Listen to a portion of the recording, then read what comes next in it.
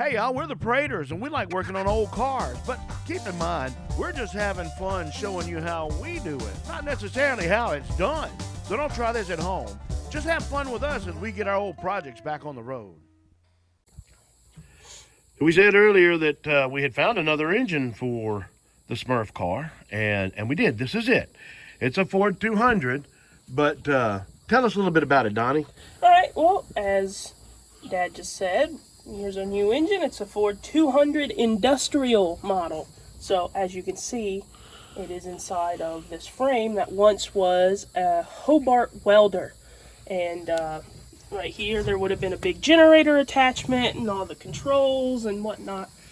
And it would have put out a bunch of electricity to weld up a bunch of really thick angle iron, because this, as you can tell from the size of it, this was a pretty big welder.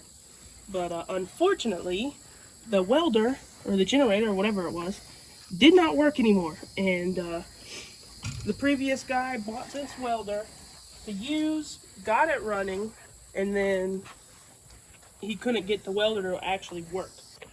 I said, now what are we going to have to do to it? Well, first things first is we got to get it out of this carrier, or whatever you want to call it. And then second of all, we got to get this bell housing adapter thing off. We have to get all of the accessories off because all of those are set up wrong for our application. I have to get the governor off. I think I need to change out the water pump. I think that's a longer water pump. I'm not quite sure though. If you look, the carburetor is mounted sideways compared to the normal automotive application. So I gotta we've got one, that right? around. Yep, Yeah, actually it's right here. This one came off of our little, funny enough, our black Falcon that we thought wasn't worth anything, but then out of nowhere, it had a bunch of parts on it that have come in handy. So I guess the next thing we need to do is start taking this thing apart. that will come off. So. Very nice and gently.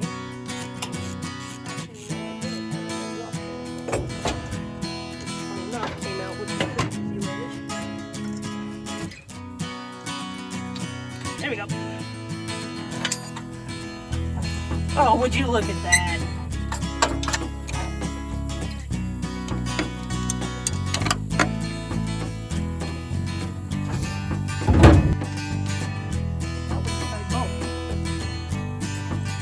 The tag on the carburetor says 1973. Oh, wow. Really? So I think this is a 1973 machine. I removed almost absolutely everything attached to this engine.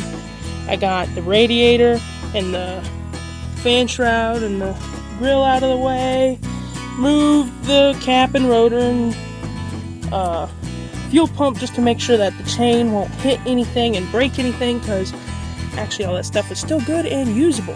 I got the motor mount bolts out and it's on the chain already. Just got the last bolt out, so it should be coming up now. Yeah, there she goes. What I'm gonna do, once this engine is way up in the air, I'm just gonna drive the truck out from under it.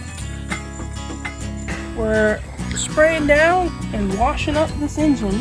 Yeah. I got gunk engine degreaser. And why are you spraying it down to clean it? So we can paint it.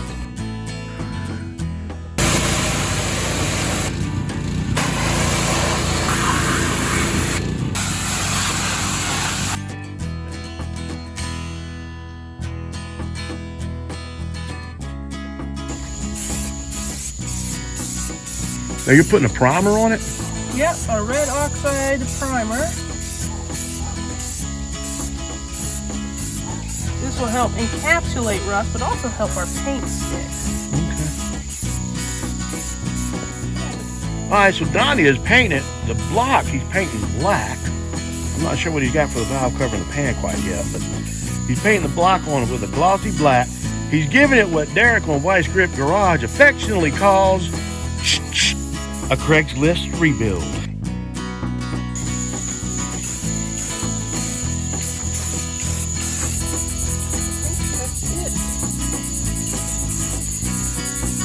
That's it for the black. So we're gonna let it sit and dry for a little while. Then you're gonna come back with a surprise color. All right, I don't know when the word reveal became a noun, but it's time for the big reveal. You were painting the block black. Donnie's finished painting the whole engine. Let's see what it looks like. Da da da da! Woo! All right, now that is cool, Donnie. Why did you choose gold and black? Well, if you go back to the early 60s, on the Ford Thunderbirds, usually with the 390 V8s and the 4-barrel carbs and whatnot, they did this same color scheme. It was a black engine block with gold valve covers and chrome air cleaner. And so I saw someone else mimic that on another 390 for an old Ford F100. And I thought, man, that would be so cool. And so I decided to paint the valve covers gold, the valve cover and the oil pan gold, and this fuel pump filter canister, paint all that gold.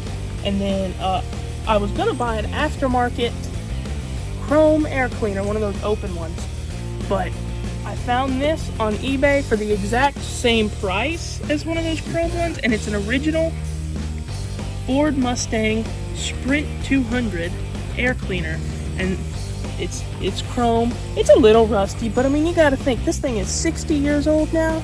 Yeah. So honestly, it's in really good shape for its age, and it matches the rest of the car. The car's not that great. The paint's a little scratched. Yeah, it's perfect for this car. You're so right. I think it fits perfectly, and it's just super cool piece. So the next thing we got to do now that we got the engine ready to go in is actually clean this engine bay out a little bit, or a lot bit.